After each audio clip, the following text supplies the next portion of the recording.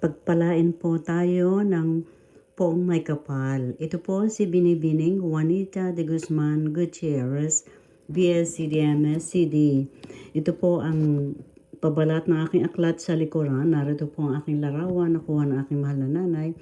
I am God. Ito po ang ika-22 kong aklat. Ito po ang front cover. Nasa unahan pong pabalat. I am God na sinulat ko po, Binibining Juanita de Guzman Gutierrez, BSCDMS CD. Ito po ang ika-22 kong aklat. At ang kauna-unahan po ay nandito ang ating napakagandang wika. Speak Tagalog na sinulat ko po, Binibining Juanita de Guzman Gutierrez, BSCDMS CD. Napublish po ito ng kauna-unahan po akong sumulat na aklat, 2014. Sumalangit po ang aking mahal na nanay pagkatapos ko po siyang alagaan at ako nga po ay si Binibining Juanita de Guzman Gutierrez, BSCDMS CD. Guro dito po sa Nueva York, Amerika at may akda at sumulat ng 22 aklat. Ang kauna-unahan po ay itong Speak Tagalog na nakikita po ninyo sa inyong harapan. Ako po si Binibining Gutierrez na nagsasalita sa likod ng video na ito. Ito pong BSCD, Bachelor of Science in Education, ay nag-graduate po ako kasama ng aking mga minamahal na mga kapatid mula elementary, high school, all the way to our college degrees. Diyan po sa Maynila, sa University of the East, kung saan po ako ay naging pinakabatang profesora ng Ingles at guro din po sa Manila Public Schools sa journalism at ako po ay school paper advisor at nananalo po ang aking mga editorial staff. The cream of the crop. Sa citywide, sa local at sa international contest. At ito po namang pagka-graduate ko po ng Bachelor of Science in Education ay nagturo po muna ko ayon sa aking mga magulang ay magsilbi muna sa amin pong bayan. Kaya po ako ay nagturo sa paaralan na itinatag po ng aking mahal na nanay kasama po ng kanyang kapwa gobyerno opisyal. Kauna-unahan pong babaeng opisyal ang aking mahal na nanay at itinatag po nila ang the only public high school sa amin pong bayan hanggang ngayon. At ako po ay nahalal na pinakabatang pangulo. School paper advisor din po ako at journalism teacher and nananalo po lagi ang aking mga estudyante.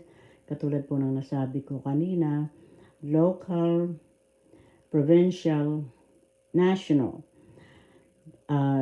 Nagpatuloy na po ako ng pagtuturo dito po sa Nueva York. At hindi po naman sa pagmamalaki ay palagi akong outstanding teaching performance at ako po ay resource speaker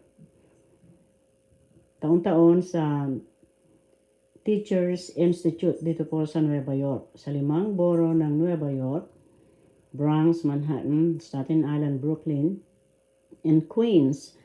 Taon-taon po ang lahat ng mga guro ay nagkakaroon ng Teachers Institute at pinipili po nila ang magiging speaker at mga punong guro po ang namimili.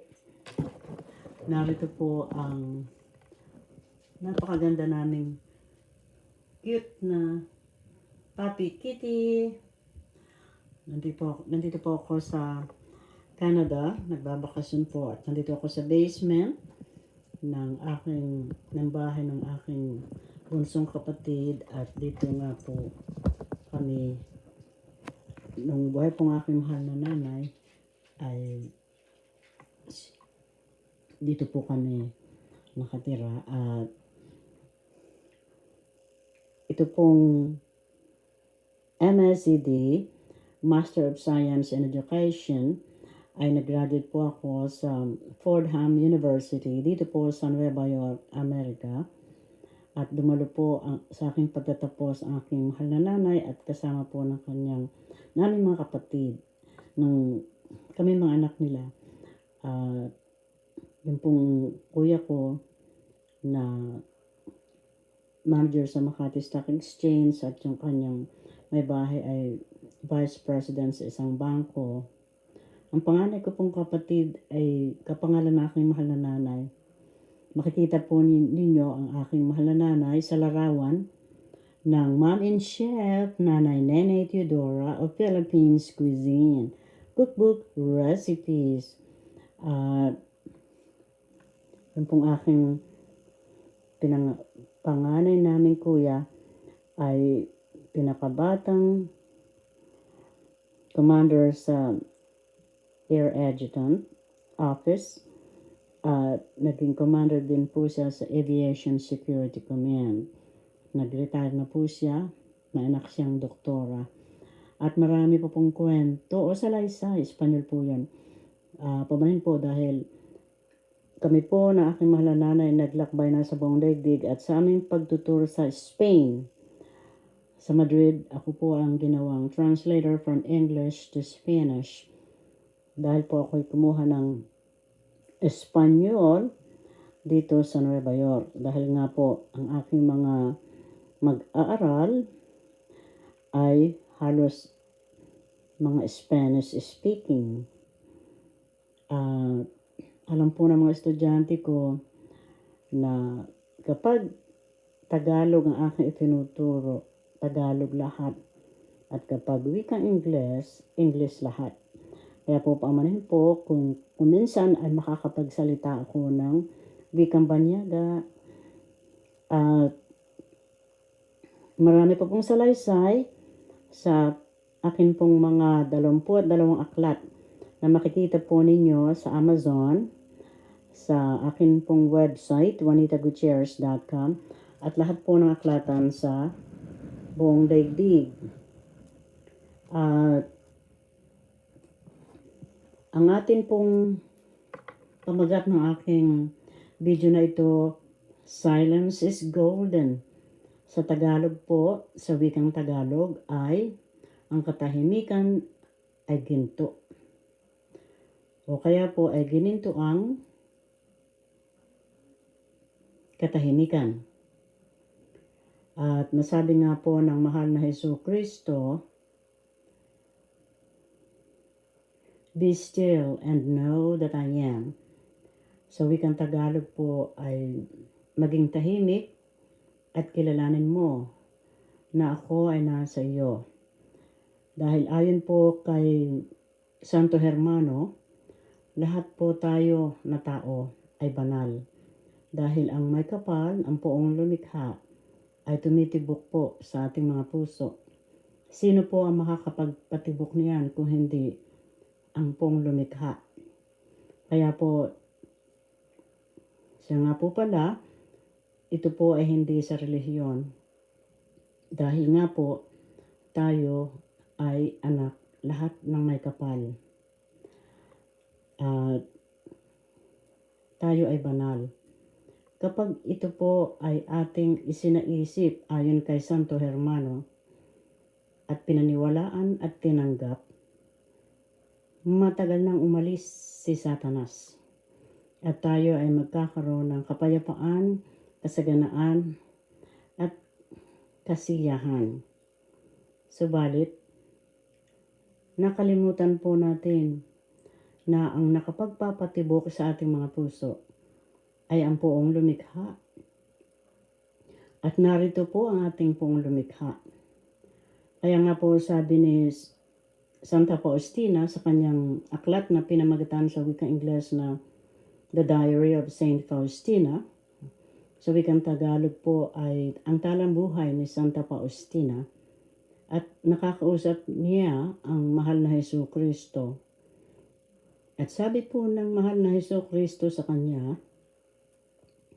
ay huwag magagalit sa mga sundalong kumikitil ng buhay sa Poland noong pong ika-2 digmaan. At tinanong po ni Faustina o Santa Faustina kung ibig po ninyong tawagin, ibig sabihin naman po noon ay kapatid. Kaya nga po si Saint Germain ay Holy Brother, banal na kapatid. Kaya po pag sinabi natin na Santa Faustina, banal na kapatid. At sabi po ni Faustina, bakit po kayo nandoon sa mga sundalo? Ang sagot po ni mahal na Jesucristo ay nandoon ako sa kanilang mga puso tumitibok, subalit ako ay umiiyak dahil hindi sila nakikinig sa akin. Kaya kailangan ko ng dasal mo at ng maraming mabubuting tao. Kaya po nagkaroon ang mahal na Jesucristo ng tinatawag na Divine Mercy, banal na pagkaawa sa lahat ng mga nagkakamali. Kaya nga po sabi rin ni Santo Hermano ay huwag mamintas na akala mo ikaw ay banal, holier than thou. Kaya nga po sabi rin sa banal na aklat ay sinabi rin na judge not, huwag kang mamintas, so you will not be judged upang hindi ka mapintasan. For whatever judgment you judge, kung ano man ang mga salitang sinabi mo na ipinintas, you shall be judged. Yun din ang maipipintas sa iyo. Yun po ang sabi rin ni Holy Brother Saint Germain. At yun po ang batas ng kalawakan, ayon din kay San Miguel Arcangel. For whatever you do, it will come back to you. Kung ano man ang sinabi mo, pabalik din sa iyo. Kaya, napakahalaga po na tayo ay tahimik. Kung magkakaroon tayo ng mga salita na makakasakit sa ating kapwa, mas mahalaga ang tahimik dahil po ang lahat ng ating inihuhusga sa ating kapwa, maging totoo man o hindi, ay babalik po sa atin. Maliban na lamang po kung kayo ay katulad ni Senador Antonio Trillanes IV na kailangan niyang sabihin ang ipagtanggol niya ang mga biktima ng napinsala sa halamang gamot sa ilalim ng EJK. Nilalagay lamang niya sa wasto, tama at tumpak. Ganon din naman ang mahal na Jesucristo nang tanungin siya ni Poncio Pilato kung are you the king of the Jews? Sa wikang Tagalog po, ikaw ba ay hari ng mga Hudyo? Ang sagot lamang po ng mahal na Jesucristo, you said that I am. Sa wikang Tagalog po, sinabi mo na ako. Kaya po, kahit po ang mga mabubuting tao, katulad ng mahal na Jesucristo, ay may mission din kung nagkakaroon sila ng mga pagsubok, mission nila yon. Kaya po, binabati ko po ang 2 ginto na medalya na nakamit ni Ginoong Carlos Yulo. Dahil po ako'y sanay na ako nga po ang school paper advisor at ako'y natutuwa kapag ang aming pahayagan, na pampaaralang pahayagan bilang school paper advisor nga po at journalism teacher, ay nananalo po ang aking mga estudyante, natutuwa ako. At sinasabi ko po sa aking mga estudyante na kapag kayo ay nanalo, huwag lalaki ang ulo. Yun po bang quote-unquote na magiging mayabang na nalimutan nyo na kung saan kayo nagsimula. Subalit ang aking mga editorial staff o aking mga estudyante na dinadala ko sa mga local, citywide, and national writing contest ay mabubuti naman sila. Kaya po atin pong aalalahanin na kapag tayo ay may suliranin ayon kay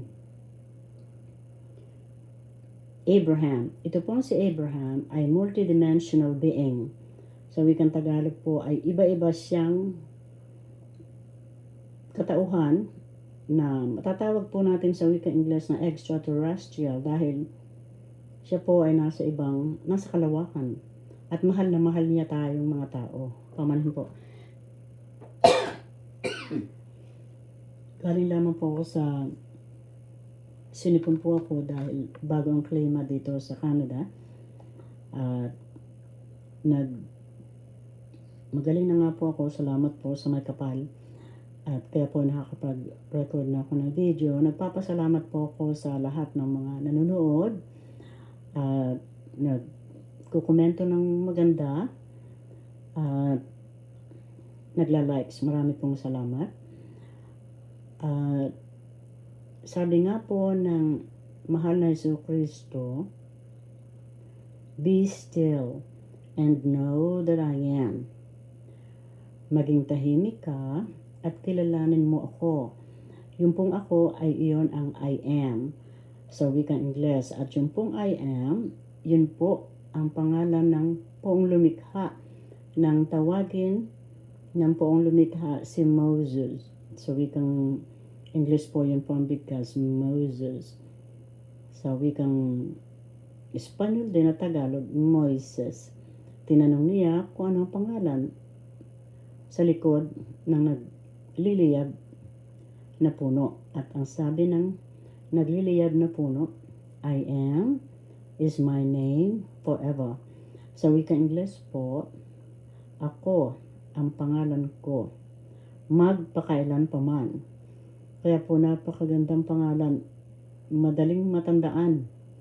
Maski man po ang mahal na Jesucristo ay walang apelyido, matatawag natin siyang sa kanyang pangalan lamang.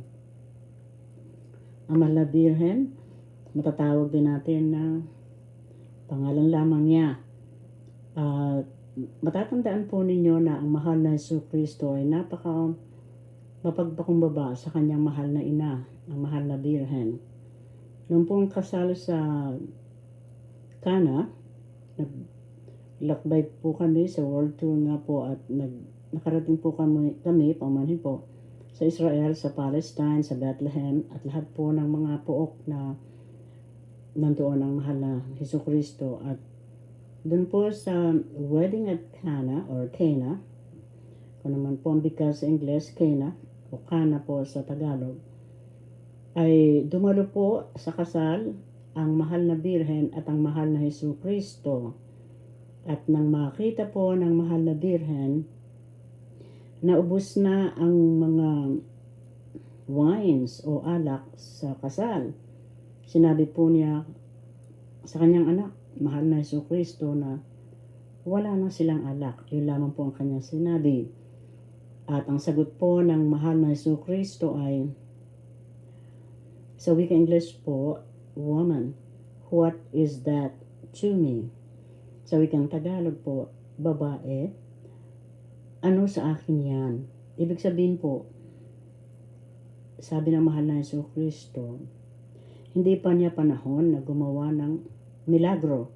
Subalit sa isang salita ng kanyang mahal na ina, ay ginawa niyang alak ang mga tubig. Kaya po, napakagalang ng mahal na Jesucristo na kahit hindi pa niya panahon na gumawa ng milagro, sinabi lamang ng kanyang ina ay tinupad niya. Ito pong salitang woman ay hindi po sa kawalang paggalang, kung hindi inililink po. So wika English po yung link, kanya pong ikinokonektado ang salitang woman sa Bagong Tipan at yung pong woman sa Revelation na sinabi ng may kapal doon sa ahas, a woman will strike your head. Kaya po ang tinutukoy dong woman, babae, ang mahal na Birhen. Kaya po ikinukonekta ng mahal na Jesucristo ang lahat ng salitang woman ay ang mahal na Birhen. Kaya po napakahalaga na kahit po tayo ay marunong o maraming tagumpay, ay napakahalaga ng tayo ay maging mapagpakumbaba. At katulad nga po ng sinabi ng mahal na Jesucristo na siya sumusunod sa mahal na Birhen sa kanyang pagsunod sa kanyang mahal na ina. Dahil napakaganda po ng may mabuting kalooban. At tatandaan po natin na ikinabagsak ni Satanas ay yung ayaw niyang magsilbi sa may kapal. I will not serve, sabi niya. Hindi ako magsisilbi. Kaya nga po, napaalis sila sa kalangitan. At marami na pong mga kasaysayan dito po sa Hollywood na ang mga bata na mga sikat at nakalaban nila ang kanilang mga ina, nawawala na po sa limelight yung mga anak. Dahil po ayon din sa mahal na utos ng Poong May Kapal, ika-4 sa 10 utos. Sa wika English po, honor thy father and thy mother. Igalang mo ang iyong ama at ina. Ngayon po, ayon din kay Abraham na multidimensional being po na mahal niya tayong lahat, siya po ay kinakausap ni Esther Hicks dito po sa Texas. At sabi po ni Abraham, isang extraterrestrial being na mahal tayo, sabi po niya, kapag kayong mga tao ay may suliranin,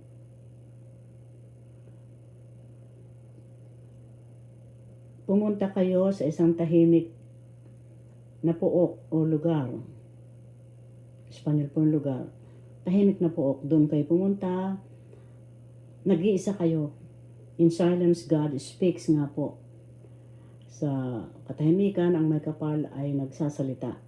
Pumunta kayo sa malapit sa mga puno, sa malapit sa bundok, o malapit sa dalampasigan, sa mga tubig, sa ilog, na kayo nag-iisa. At kausapin ninyo ang inyong puso na tumitibok. Nandyan ang May Kapal. Sabihin ninyo lahat ang inyong suliranin. Magtanong kayo. Sabihin nyo lahat. Buksan nyo. You have your own guidance system. Sa wikang Tagalog po, mayroon kayong tagagabay. At sino yan? Ang May Kapal na tumitibok sa ating puso. Sabi nga po ng isang madre, pamanin po, 3 taon po akong nasa monasteryo at 3 buwan. Doon nga po ako'y leader of song, kung maawit, at subalit ayon po sa superior namin, hindi ako tinatawag ng May Kapal doon at kailangan lumabas po ako upang alagaan ko dito sa Canada aking mahal na nanay at nasa langit na nga po siya kasama ng aking mahal na ama. Ngayon po, ang sabi nga po ni Abraham ay kausapin ninyo ang May Kapal sa inyong puso na nag-iisa kayo. At sabi nga ng isang madre, you could get angry with God. Sa wika English po, pwede kayong magalit sa Diyos, quote and unquote. Ibig sabihin po, tanongin nyo, paumanin po, ang May Kapal dahil anak lang tayo niya. Wala tayong masyadong nalalaman, hindi po ba? Kaya po, sabi, yun naman pong galit na yun, ibig sabihin ay hindi sa wala kayong galang. Kung hindi, ilalabas nyo lamang po ang inyong nararamdaman at nakikinig naman ang May Kapal. Kung matatandaan po ninyo sa banal na aklat, pamahin po, hindi po ito sa relihiyon, hindi po ito sa relihiyon, kung hindi tayo po ay lahat ay anak ng May Kapal. Sabi po ng May Kapal ay nung may nagtatanong sa kanya, ang sagot po ng May Kapal, makakaya mo bang bilangin ang hibla ng iyong mga buhok? Makakaya mo bang bilangin ang mga grains, mga buhangin sa dalampasigan? Makakaya mo bang paitimin o paputiin ang iyong buhok? itong umagang ito, saan sila pumupunta? Itong gabing ito, saan pumupunta? Kaya po no, hindi masagot nung nagtatanong sa Biblia, sabi ng may kapal, ako ang iyong Diyos na makapangyarihan at magagawa ko ang lahat. Makinig ka lamang. Kaya po, sabi nga po ni Abraham na kinakausap ni Esther Hicks, si Abraham nga po ay multidimensional being. Marami po siya po ay extraterrestrial na napakabait sa tao.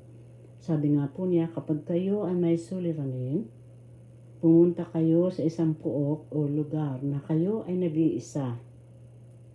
Maring malapit kayo sa dalampasigan o kayo nasa inyong silid sa inyong tahanan na nag-iisa lamang kayo sa bahay na yaon, o kaya po nandun kayo sa malapit sa bundok, sa kagubatan, basta't po kayo nag-iisa na malapit sa nature, sa kalikasan po. At kausapin ninyo ang Diyos na tumitibok sa inyong puso, ang poong may kapal. Huwag po kayong mai-impluwensya, ayon kay Abraham, ng inyong desisyon dahil sabi yon ng iyong asawa, sabi yon ng iyong magulang, sabi yon ng kapatid mo. Hindi po. Ang inyo pong magiging desisyon ay galing sa iyong puso. Ikaw ang mahalaga. Kapag ikaw ay may suliranin, huwag kang magtatanong sa iba, huwag kang magtatanong sa iyong kahit sino. Tatanungin niyo po ang inyong sarili sa inyong pag-iisa. Dahil nga po, in silence, God speaks. Kaya po kung kayo ay may suliranin, huwag kayong magpapa-impluensya kahit kanino. Kahit kanino. Kahit po sa akin, huwag din po kayo magpapa-impluensya. Tanungin po ninyo ang inyong puso, your heartbeat. There is God. Ang ating pong puso na tumitibok, bawat tibok niyan, andyan po ang may kapal. Kaya po sa mga suliranin, lalo na po yung mga sumisikat, katulad po ng golden medalist, si Carlos Yulo, congratulations, binabati po kita. Dahil pinagpala ka ng may kapal, ginawa niyang panalo ka. Kaya maging tandaan po natin ang mahal na Jesucristo nang tinutukso siya ni Satanas. Sabi po kay mahal na Jesucristo ni Satanas, worship me and I will give you the glory on earth, fame, power, and fortune. So wika English, sambahin mo ako at ibibigay ko sa iyo lahat. Ang kapangyarihan, ang kayamanan, at kasikatan. Subalit, ano sabi ng mahal na Jesucristo? Depart from me. Man shall not live by bread alone. Umalis ka sa aking harapan, sa wikang Tagalog po, ang sinabi ng mahal na Jesucristo, ang mga tao ay hindi lamang dapat mabuhay sa tinapay, but by every word of God that cometh out of the mouth of God. Sa wikang Tagalog po, hindi dapat mabuhay ang mga tao sa tinapay lamang, kung hindi sa salita ng may kapal na galing sa bibig ng may kapal. Kaya po kung kayo ay may suliranin, lalo na po ang mga sumisikat, kung namang larangan, marami pong tukso dyan. Dahil po si Satanas gusto niyang pag-awayin ang lahat. Kahit anong relasyon, gusto niyang pag-awayin. Ayaw niya nang magkaroon ng katahimikan ng mga tao. Dahil yung away, kay Satanas, pagkain niya yun. Yun po ay energy, yung lakas. Yun ang pagkain ni Satanas, kaya pinag-aaway niya lahat. Sa halip na matuwa, dahil kapag po tayo natutuwa, makapangyarihan po tayo. Hindi makalapit si Satanas. Kaya po yung ligaya ni Carlos Yulo sa kanyang medalya, sumisingit si Satanas. Gusto niya may nag-aaway. Kasi po, nabubuhay si Satanas sa away. At kapag tayo natutuwa, wala siyang lakas. Kapag tayo po ay nagmamahalan, walang lakas si Satanas dahil ang Diyos ay pag-ibig. Nasabi ko na po ito sa isang video na si San Miguel Arcangel kasama po ni Ivo Viga. Yung pong Viga ay yung pong Viga sa wikang Ingles Viga, subalit sa Espanyol po at saka sa Tagalog Vega. Yun po ay pangalan ng isang bituin na nandun po nakatira siya, yung isang extraterrestrial na mabait sa mga tao.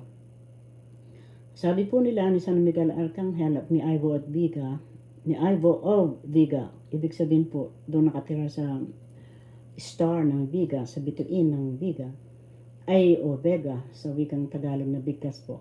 Pinalibutan nila yung impyernong planeta. Kaya po sinabi nilang hell planet sa wika Ingles dahil po naroon lahat ang mga kampo ng kadiliman na ibig lumabas sa planetang yaon upang pumunta dito sa ating mundo, sa ating Mother Earth, upang tuksohin tayo na gumawa ng masama. Subalit nahuli po ni San Miguel Arcangel at ni Ivo Viga at kanila pang mga kasamang mabubuting anghel dahil po si Satanas ay fallen angel. Pinalibutan po nila yung hell planet o impyerno planeta ng ng pag-ibig at liwanag ng poong lumikha. Because God is love. Ang Diyos ay pag-ibig. Pinalibutan po nila itong planetang ito ng tawag ay hell planet o impyernong planeta ng pag-ibig at liwanag ng Diyos ng poong lumikha. At sabi ni San Miguel Arcangel, wala na silang kawala doon. Sabi na magtanong po yung visionary, yung nakakausap si San Miguel Arcangel. Wala na silang kawala doon kapag pinalibutan na sila ng pag-ibig at liwanag ng Diyos dahil love is the greatest force in the universe. So wikang Tagalog po, ang pag-ibig ang pinakamakapangyarihan sa buong kalawakan dahil ang Diyos ay pag-ibig. Kaya po nang mapalibutan na ng enerhiya ng pag-ibig at liwanag yung planetang yon na impyernong planeta, dalawa lamang natutupad ayon kay San Miguel Arcangel o Archangel Michael at Ivo at Viga. Viga, pamahin po. Una, sila ay babait na katulad ng banal na mga anghel. Kung hindi sila magbabait, ikalawa, mawawala silang parang bula at hindi na sila babalik kailanman. Kaya po, noon kung malaman ko yung mabasa ko po yung aklat na yon, talagang makapangyarihan ang pag-ibig dahil ang Diyos ay pag-ibig. Kaya naiinggit si Satanas kay Carlos Yulo na golden medalist dahil ibig ni Satanas na mag-away, magkaroon ng away saan man upang mawala yung ligaya dahil ang saya ng panalo. Kapag masaya ang tao, lumalayo ang Satanas. Makapangyarihan tayo po kapag tayo masaya. Ito po ay nakita rin sa panaginip ni Saint John Bosco. Nakita po niya sa kanyang panaginip na naglalaro yung kanyang mga tinutulungang mga pulubi at nakita niya din niya si Satanas hindi makalapit doon sa mga batang natutuwang naglalaro ng bola. Marahil basketball yon. Hindi ko na po matandaan sa nabasa kong aklat. Basta po naglalaro yung mga batang mga pulubi na pinapakain niya at si Satanas nagmamasid. Pero malayo po, hindi makalapit dahil masasaya yung mga bata. Kaya po, lalo na po sa sports, malapit yan ang Satanas dahil masaya kapag nananalo. Ayaw ni Satanas nang may nagsasaya. Kaya po matalo man at kayo at manalo, yan pong sinasabi ko sa aking mga student writers, kapag sumasali po kami sa writing contest, sa local, citywide, national, o provincial nung nagtuturo po ako sa lalawigan, na itinatag nga po ng aking mahal na nanay bilang kauna-unahang gobyerno opisyal. At ang aking mahal na ama ay nag-a-approve po siya ng aming school budget bilang 2 beses na leader sa aming bayan at kapwa po sila top-notchers. At ito po ay natupad nung nag-retire na po ang aking mahal na ama bilang stenographer typist dito po sa Amerika sa paliparan ng eroplano sa maraming panahon. At kumuha nga po siya na abugasya upang mabawi ang lahat ng lupa, subalit pinag-aral na lamang po kami namin mga magulang at sabi po nila ay ito ang aming pamana sa amin na walang makakakuha at huwag kami magpapaloko at huwag manloloko. Yan po ang sabi sa amin ng aming mga minamahal na mga magulang at pinagpala po sila ng ating may kapal at kami po ay pinagpapala rin nila.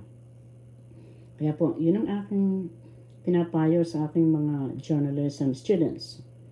Kapag sumasali sila sa paligsahan, matalo man kayo at manalo, kayo ay panalo.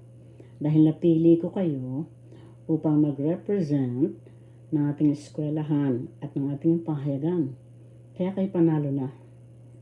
Kaya huwag kayong malulungkot, magsaya pa nga dahil kayo ay napili sa buong eskwelahan upang mag-represent ng ating school paper at ng ating buong eskwelahan. At ang aking pong mga estudyante, bira po silang matalo. Sa top 10, lagi po silang sa top 10 at aming pong pahayagan. First place sa news writing ang aking mga estudyante, editorial writing, at marami pong iba. Kaya po, alalahanin po natin kapag tayo nanalo, keep on being happy. Maging matuwa kayo. Iwasan ang pagkakagalit dahil yun ang gusto ni Satanas na magkagalit para siya mabuhay. Ay huwag natin siyang buhayin. Ang buhayin natin ang pag-ibig ng may kapal. Hindi po ba? Pamahin po. Kaya yun po ang aking masasabi lamang. Sa kahit sino nagtatagumpay sa anumang larangan, ay maging mapagpakumbaba at magpasalamat sa may kapal. Hindi ko po naman sinasabi na hindi nagpapasalamat ang kung sinong nanalo. Kung hindi man po, talaga pong lahat po tayo anak ng may kapal at nagtatagumpay tayo sa larangang ating pinili. At ang mga Pilipino nga po ay tinitingnan dito po sa ibang bansa sa kanilang katalinuhan. Ito nga pong pamangkin ko ay kauna-unahang Filipino-Canadian na nanalo bilang chancellor. At siya po ay nanalo din first place sa French debate. Kaya po marami po tayong mga unsung heroes. Sa wikang Tagalog po ay hindi kilalang mga bayani na galing sa Pilipinas na nagbibigay ng karangalan sa ating buong bansa. Hindi lamang si Ginoong Carlos Yulo, kung hindi napakaraming mga Pilipino na nagbibigay ng karangalan sa ating pong bansa. Kaya nga po itong Speak Tagalog ang kauna-unahang kong aklat na isinulat dahil sa pagmamahal ko sa ating bansa na aking sinilangan at unang-una sa may kapal at ang aking pong mga magulang na minamahal kami at minamahal din namin sila at pinag-aral kami. Dahil ang ito pong sa banal na aklat din po, ang tanging nakakapasok sa kaharian ay ang ina ng walang pasabi. Subalit ang mga asawa, dahil nga po maraming asawa ang mga hari noon, sila Haring Solomon, si Haring David, lahat po marami silang mga asawa.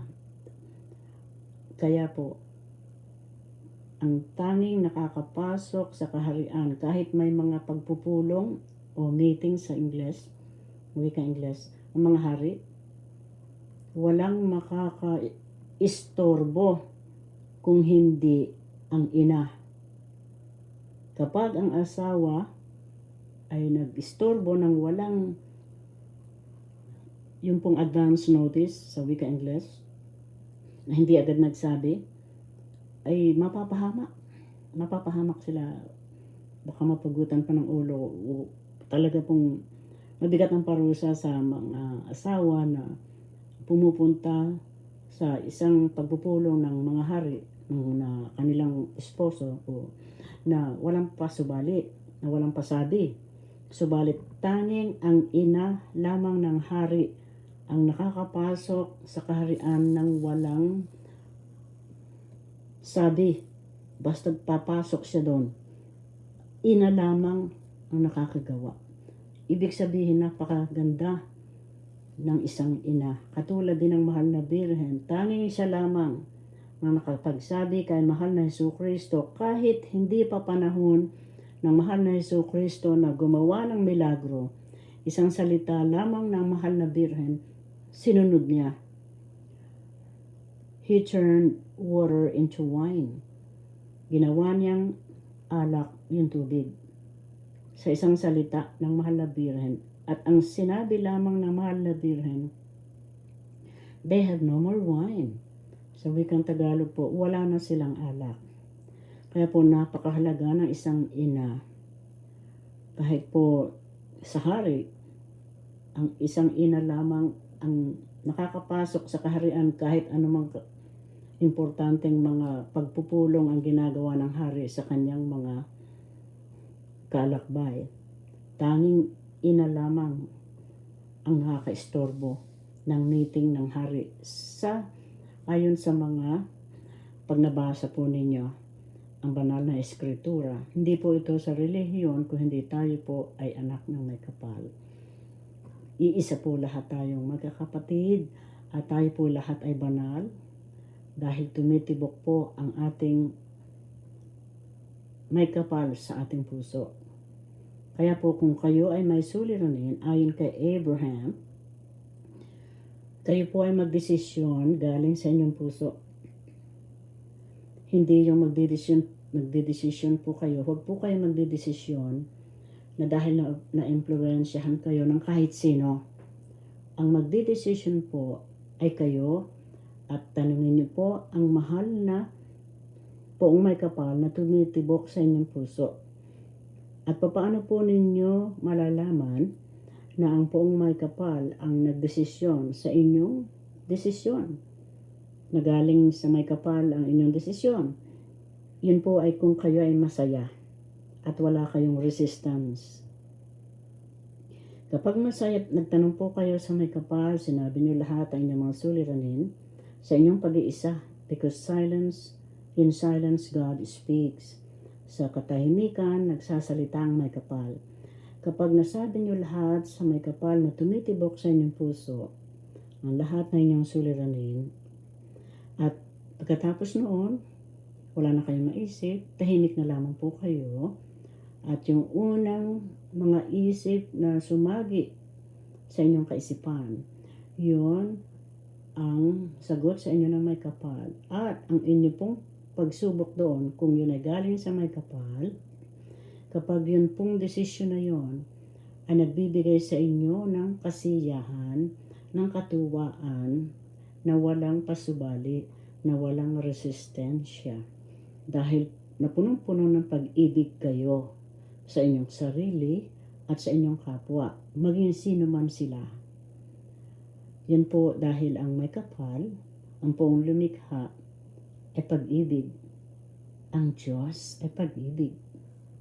Yan lamang po ang aking masasabi. Marami pong salamat sa inyong lahat. Ito po si Binibini, Juanita de Guzman Gutierrez, BSCD-MSCD. Nakita ulit po tayo. Mahal ko po kayong lahat dahil ang Diyos ay pag-ibig.